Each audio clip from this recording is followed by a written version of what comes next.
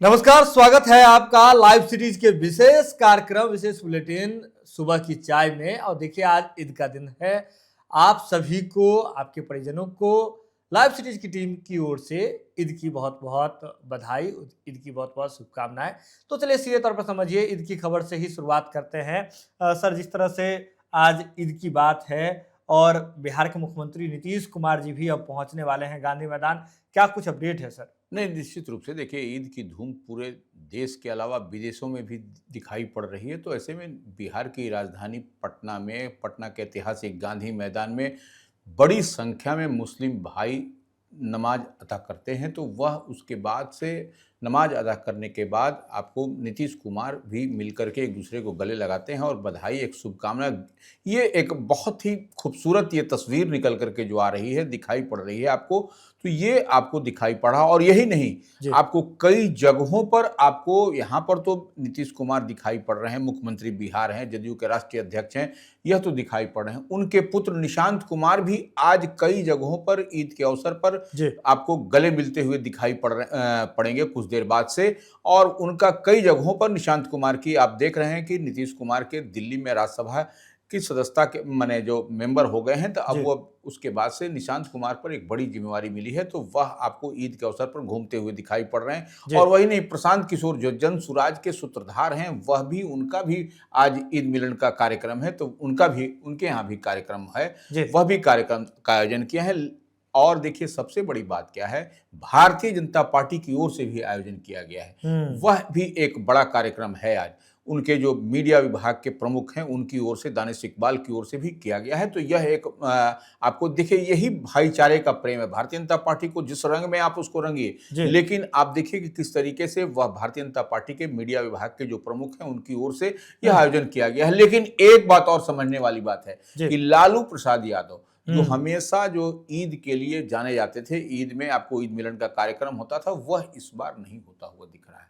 यह एक बड़ी बात है। हालांकि एक चीज ऐसे हम लोग समझेंगे जी। कि लालू प्रसाद यादव के आवास पर तो नहीं हो रहा है जो 10 सर्कुलर रोड की बात कही जाती है, जितनी बात छन करके आ रही है खबर, लेकिन उनके जो एमएलसी हैं मोहम्मद फारूक, वो उन्होंने ईद का के दरमियान आप देख रहे हैं इफ्तार पार्टी का आयोजन किया गया था। कई मुस्लिम जो विधायक हैं, कई मुस्लिम एमएलसी हैं जो राजद के, उनकी ओर से इफ्तार पार्टी का कई कार्यक्रम लगातार बीते दिन आयोजन होता रहा है। सर, अगली खबर का रुख करते हैं। सर, जिस तरह से चर्चा अचानक से चलने लगी है, नीतीश कुमार ही सीएम रहेंगे, चाहे श्रवण कुमार की बात हो या अचानक से फिर से ये चर्चा चलने लगी है। लेकिन नीतीश कुमार तो राज्यसभा जाने के लिए तैयार हो गए हैं, चुनाव में इलेक्ट हो गए हैं, अब तो नीतीश कुमार राज्यसभा जाएंगे, फिर ये चर्चा सर कैसे आ रही है? नहीं, देखिए, निश्चित रूप से नीतीश कुमार तो मुख्यमंत्री हैं, और देखिए उनका जो थ्योरी, उनका जो कंसेप्ट, उनकी जो नीति, उनका जो सिद्धांत है, वह बिहार में आपको दिखाई पड़ेगा। देखिए, मुख्यमंत्री ये कुर्सी पर कोई बैठे, और माननीय मंत्री श्रवण कुमार जो जदयू के बड़े और कद्दावर चेहरे हैं, वह बीते दिन कहा भी था कि आपको जो 9 अप्रैल तक जो है सो नहीं होगा सीएम पद में कोई बदलाव। एकदम स्पेसिफिक डेडलाइन तय कर दिया, 9 अप्रैल तक कोई सीएम पद पर बदलाव नहीं होगा। माने कहने का मतलब, नीतीश कुमार ही उस पद पर, कुर्सी पर बैठे रहेंगे, और राज्यसभा जाने के बाद तक वह तक एमएलसी रह सकते हैं, यह 15 दिनों तक, यह बात तो सब लोग जानता है। तो लेकिन जिस तरह से सर इसके बाद जदयू के जो सांसद हैं कौशलेंद्र कुमार, उन्होंने भी एक बात कही थी, नीतीश कुमार के जाने के बाद अगर राज्यसभा चले जाते हैं तो सीएम बीजेपी से भी होगा या बीजेपी से ही होगा, यह तय नहीं है, जदयू से भी हो सकता है। एनडीए के भीतर खाने में चर्चा होगी, लेकिन देखिए, सीधे तौर पर एनडीए के सभी लोग एक टेबल टॉक करेंगे, चर्चाएं होगी, उसके बाद सब कुछ तय किया जाएगा। सर, अगली खबर की ओर रुख करते हैं। जिस तरह से राज्यसभा चुनाव की चर्चा हो रही थी सर, राज्यसभा चुनाव की वोटिंग के दौरान हमने देखा कि महागठबंधन तितर-बितर हो गई। महागठबंधन की ओर से 4 विधायक वोट देने ही नहीं पहुंचे, और इसके बाद सबसे अधिक कांग्रेस के विधायक थे, कांग्रेस के 3 विधायक नहीं पहुंचे थे। कांग्रेस के अनुशासन समिति की ओर से बीते 18 तारीख को नोटिस भी जारी किया गया था, अशोक यादव हैं वहां, तो उनकी ओर से अब तो टाइम तो पीरियड खत्म हो गया, अब क्या अपडेट है सर? नहीं, देखिए, निश्चित रूप से आप ठीक बोल रहे हैं। अनुशासन समिति हर जो भी पार्टियां होती हैं उसमें अनुशासन समिति होता है, तो कांग्रेस में भी अनुशासन समिति है। जी। अब आप देखिए कि जो 3 एमएलए की बात कही जा रही है कांग्रेस कोटे के, वह नहीं गए थे। एक तो आरजेडी से नहीं गए थे, लेकिन 3 जो कांग्रेस कोटे से जो एमएलए थे वह राज्यसभा में वोट करने में नहीं गए। अब कारण कई सारे गिनाए जा रहे हैं, कई कुछ बात कहे जा रहे हैं, कई कुछ को पसंद नापसंद कई तरह की बात, तो जिनसे कारण बताओ नोटिस जारी किया गया था अनुशासन समिति कांग्रेस प्रदेश कांग्रेस की ओर से। तो वो उसमें मनोज विश्वास जो एमएलए हैं, दूसरे सुरेंद्र कुशवाहा, उनका जवाब आया है। अब देखना है कि तीसरा जवाब नहीं आया है, जो मनोहर सिंह है मनिहारी के, उनका जवाब नहीं आया है। वह रिजर्व सीट से जीत करके आते हैं, बुजुर्ग भी हैं थोड़े से, तो अब उनका जवाब नहीं आया, तो अब वह क्या जवाब देते हैं। और निश्चित रूप से यह जो जवाब आया है जिन विधायकों का, वह ऑल इंडिया कांग्रेस कमेटी को भेजा जाएगा, वहां पर उसको देखा जाएगा, समझा जाएगा कि क्या है, विधायकों की क्या रिपोर्ट है, क्या वो अपनी बात में कारण बताओ नोटिस जो गया उसमें कह रहे हैं। और देखिए यह आपको उसके बाद कुछ आपको होता हुआ दिखाई पड़ेगा। हालांकि देखिए यह क्या होगा क्या नहीं होगा, क्योंकि 6 की संख्या ही है कांग्रेस विधायकों की, उसमें से 3 पर गाज गिरती हुई दिखाई पड़ रही है। तो यह एक बड़ा ही माने रोचक होगा जानकारी के लिए कि क्या कुछ आगे कांग्रेस करती है इन पर। देखिए, बीते दिनों हमने आपको लाइव सिटीज पर ही जो बिहार कांग्रेस के अनुशासन समिति के अध्यक्ष हैं कपिल देव प्रसाद यादव, उनका हमने आपको इंटरव्यू दिखाया था, जिसमें सीधे तौर पे कह रहे थे कि बिहार कांग्रेस जो कुछ भी करती है दिल्ली से पूछ करके करती है, उनके नॉलेज में हर चीज होता है, तो ऐसे में उनसे ही पूछ करके सो कॉज नोटिस जारी किया गया है।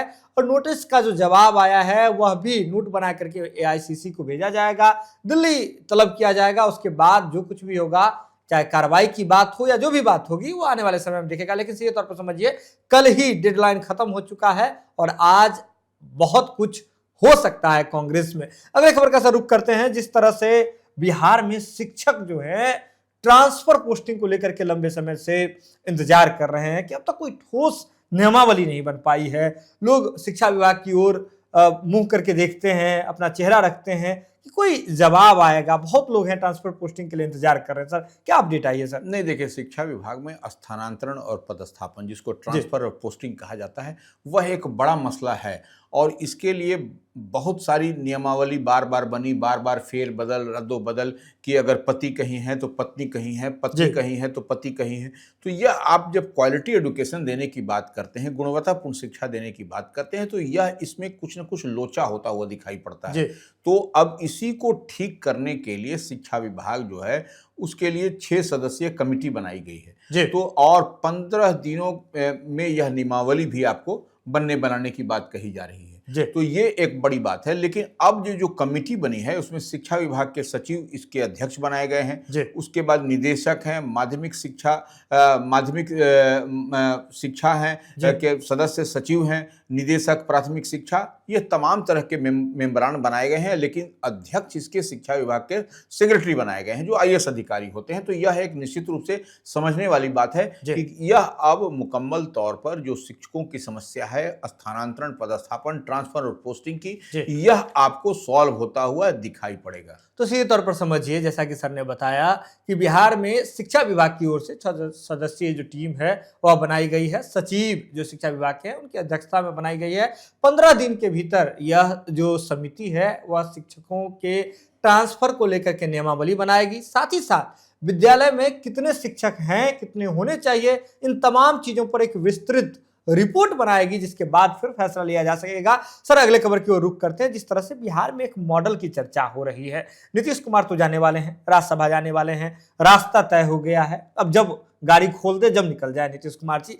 लेकिन मॉडल, नीतीश कुमार के मॉडल की तो पहले भी चर्चा होती रही है, कहीं ना कहीं चर्चाएं चलेगी, कुछ भीतर खाने में तकरार भी चल रहा है, इसका मॉडल उसका मॉडल, ये क्या मामला है सर? नहीं, देखिए, कोई मामला नहीं है, कोई मॉडल नहीं है। जब यहाँ बिहार में लंबे समय तक नीतीश कुमार मुख्यमंत्री बिहार हैं, अभी तक बने हुए हैं, आप तमाम तरह की बात देख रहे हैं। जब नीतीश कुमार यहाँ से दिल्ली की ओर प्रस्थान करेंगे, उच्च सदन राज्यसभा में जब उनका ये हो जाएगा, उसके बाद से आप देखिएगा कि यहाँ पर बिहार में जो परिवर्तन होगी, निश्चित रूप से परिवर्तन होना है। यह परिवर्तन तो देखिए प्रकृति का नियम भी है, और ऐसे में भी जो आप दिखाई पड़ रहा है, जितनी बात हम लोग डिकोड कर पा रहे हैं, तो उसमें यह समझा जा सकता है कि भारतीय जनता पार्टी का मुख्यमंत्री होने की बात कही जा रही है। तो अब उसमें एक मॉडल की बात आ रही है, कौन सा मॉडल होगा? तो आपने देखा कि नरेंद्र मोदी कैबिनेट में मिनिस्टर हैं जीतन राम मांझी, उनका बयान भी स्पष्टता के साथ दिखाई पड़ा है कि जो भी अगला मुख्यमंत्री बिहार का होगा जी। वह नीतीश कुमार के बनाए हुए पदचिन्हों पर ही चलेगा, नीतीश कुमार के मॉडल को ही अडॉप्ट करेगा, उन्हीं के मॉडल पर काम होगा जी। और वही मॉडल ही आपको चलेगा। ऐसा नहीं कि कोई दूसरा मॉडल बिहार में एक्सेप्टेबल है।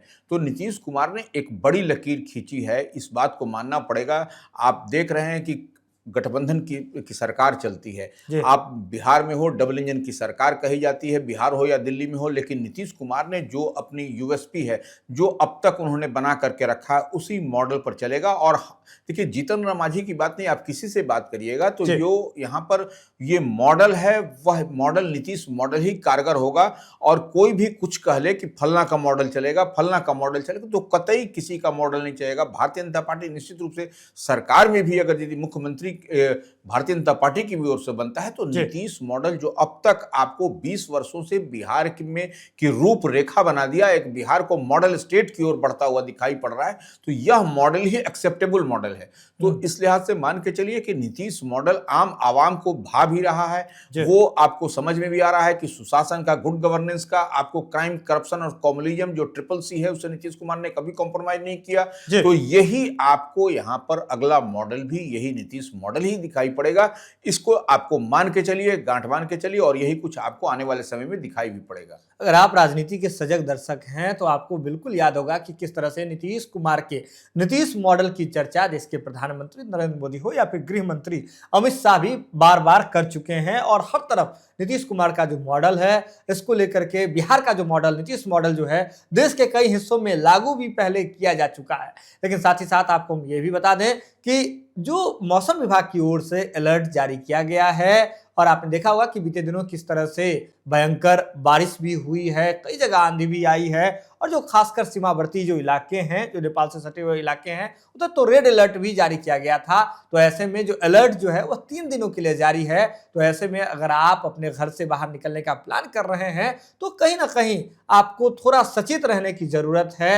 घर से निकले तो छाते लेकर के जरूर निकले, क्योंकि मौसम है, मौसम का मिजाज तो कभी भी बदल सकता है। लेकिन आप जुड़े रहें लाइव सिटीज के साथ, क्योंकि लाइव सिटीज पर खबरों का सिलसिला लगातार जारी है। लाइव सिटीज खबरों के मामले में कंप्रोमाइज नहीं करता है और आप तक अनफिल्टर्ड जो खबर है वो सीधे आप तक पहुंचाता है। आपको कैसा लगता है लाइव सिटीज का ये विशेष कार्यक्रम, आप बिल्कुल हमें बता सकते हैं। कमेंट बॉक्स लगातार खुले हुए हैं। बहुत बहुत धन्यवाद।